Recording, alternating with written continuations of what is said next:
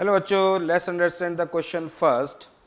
If the anion A form hexagonal close packing and cation C occupy only 2/3 octahedral void in it, then the general formula of the compound is. देखिए question क्या कहता है, question कहता है कि A कोई anion है जो कि हेक्सागोनल क्लोज पैकिंग शो करता है, यानी कि HCP में अरेंज होता है, ठीक है। और कोई कैटायन C है जो कि 2/3 ऑफ द ऑक्टाहेड्रल वॉइड होता है, यानी कि 2/3 of the octahedral void present होता है, यानी 2/3 पार्ट ही वो ऑक्टाहेड्रल वॉइड में है। तो उस कंडीशन पर उसका जनरल फॉर्मूला क्या होगा। अब सबसे पहले तो हमें यह समझना पड़ेगा कि HCP में number of atom per unit cell कितने होते हैं। पहले तो हमें ये देखना पड़ेगा।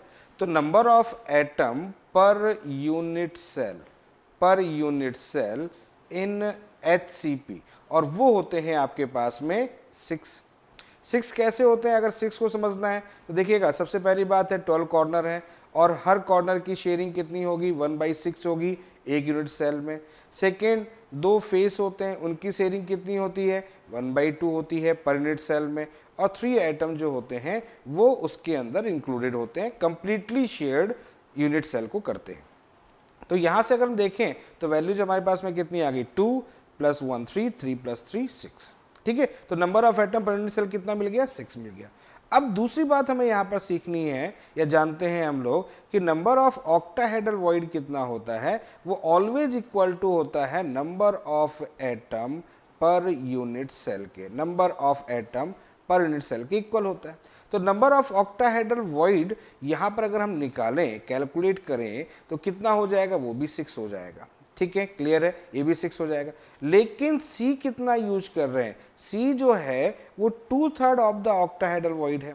इसका मतलब कितना हो गया, 4, यानी कि इसके लिए क्या नंबर मिलके आएगा, दैट्स मीन 4। तो जब दोनों के हमें नंबर्स कैलकुलेट हो गए, number of atom per unit cell calculate हो गया, A का भी कैलकुलेट हो गया और C का भी कैलकुलेट हो गया, तो C का कितना हो गया, 4 हो गया, और A का कितना हो गया, 6 हो गया। तो जब इसको जनरल फॉर्म लिखेंगे तो लिखेंगे C2A3, तो हमारे पास क्या फॉर्मूला आ जाएगा, C2A3। तो कौन सा ऑप्शन करेक्ट है हमारे पास में, थर्ड ऑप्शन जो होगा इस क्वेश्चन के लिए करेक्ट होगा। तो I hope you understand the very well. Okay, thank you, best of luck.